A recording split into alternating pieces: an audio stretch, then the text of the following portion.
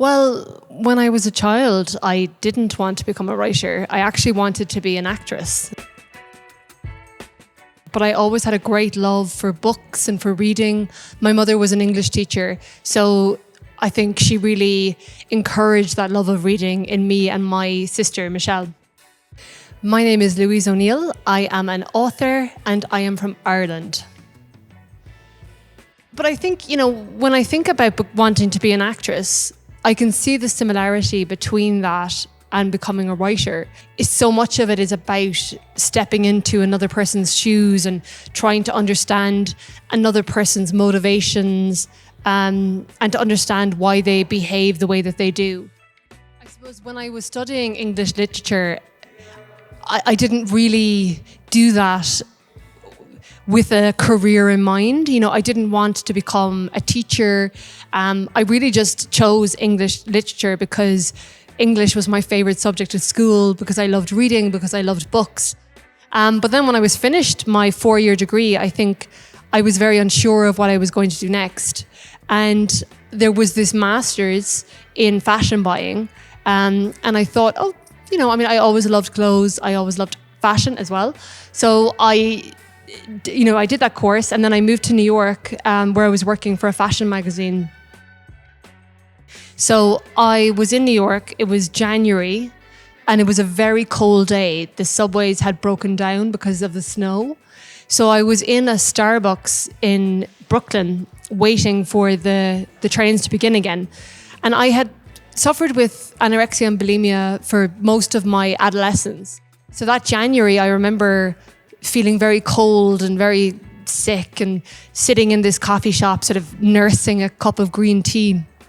And I was reading this terrible, one of those tabloid magazines like Us Weekly or People, where they would have pictures of female celebrities in their bikinis, and they would have these red circles of shame, drawn around defective body parts, that's what they would say.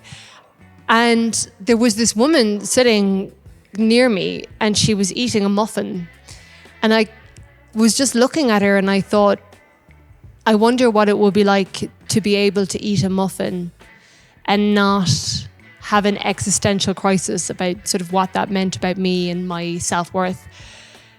And the only way I can describe it, it was like a vision that flared in my mind's eye. And it was of this young girl in a bikini. And she was standing in front of a classroom of girls. And this nun-like woman in sort of a black cloak with a red marker in her hand was walking around the girl, circling around sort of, fat or, areas like that, while all the other girls in the classroom were chanting and banging their hands on the table saying, fat, fat, fat.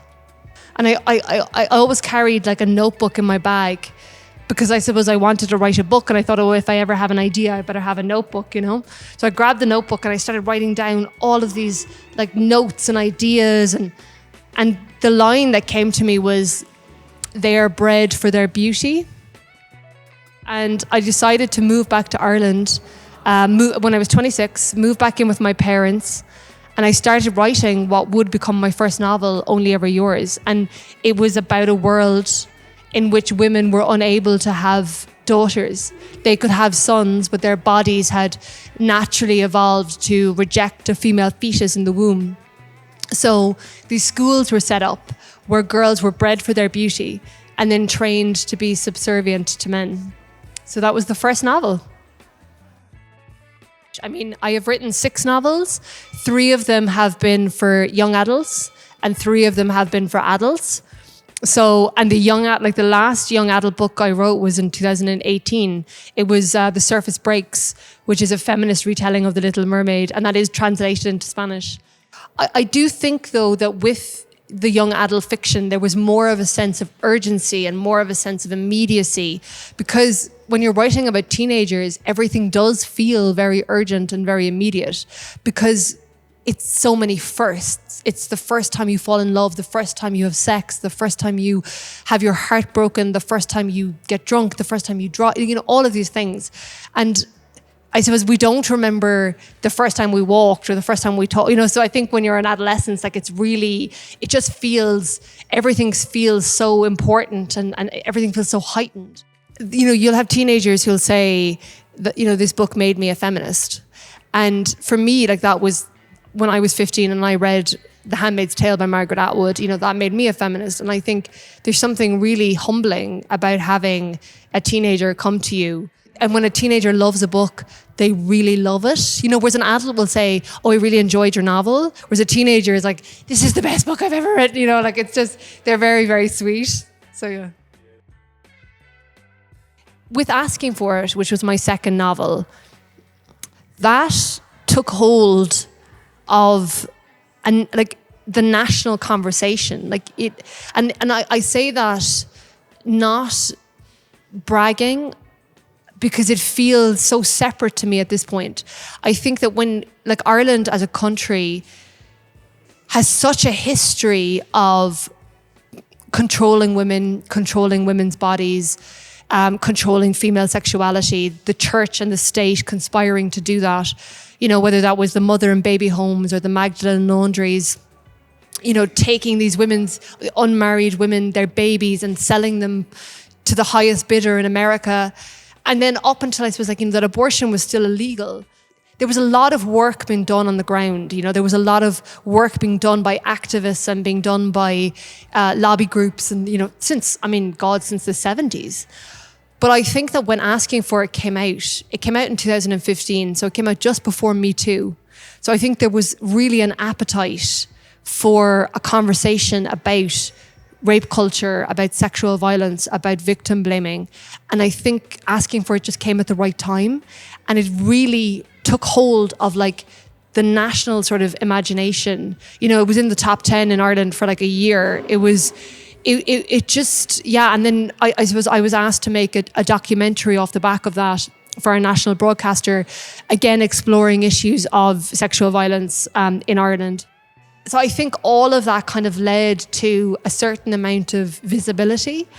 And I think when you're a writer, that's not why you become a writer. You do not become a writer to become a celebrity or to become well-known or to be recognized on the street, or that's not why you do this. So for me, it felt very overwhelming. And I suppose particularly because it wasn't all just good attention. There was a lot of people who were I suppose using the book as a vehicle to have this conversation, a really important conversation. But then there were a lot of people who were very angry with what I was trying to say, felt as if I was attempting to paint all men as rapists, which was not what I was doing. And I think there was a backlash as well. And that was very frightening. And that is actually why I left social media, because it began to feel just very corrosive.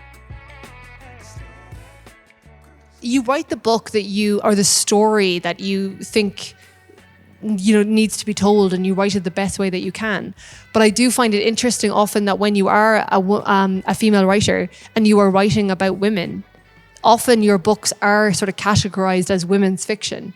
Whereas I think that if it was a man writing about male characters, that's sort of seen as universal. So I think it's really just about, and you often hear men saying, oh, I don't read women, or I don't read female writers. And I think it's such a shame, because they're cutting off, 50% of writers available.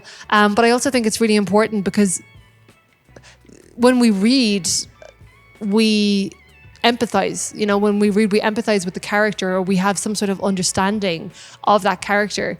And I think it's really important that as human beings, that we understand each other regardless of gender. And I do think that art, whether that's a book or a film or a TV show, is such a great way of creating that sense of connection, that sense of empathy. And I do think right now, the way the world is, I think we need that more than ever. And I think that definitely over the last 20 or 30 years, as Irish women have gained more independence and more freedom and also more confidence, I think that you can really see that in this sort of and I suppose this uprising of Irish women and Irish female voices. It's a very exciting time.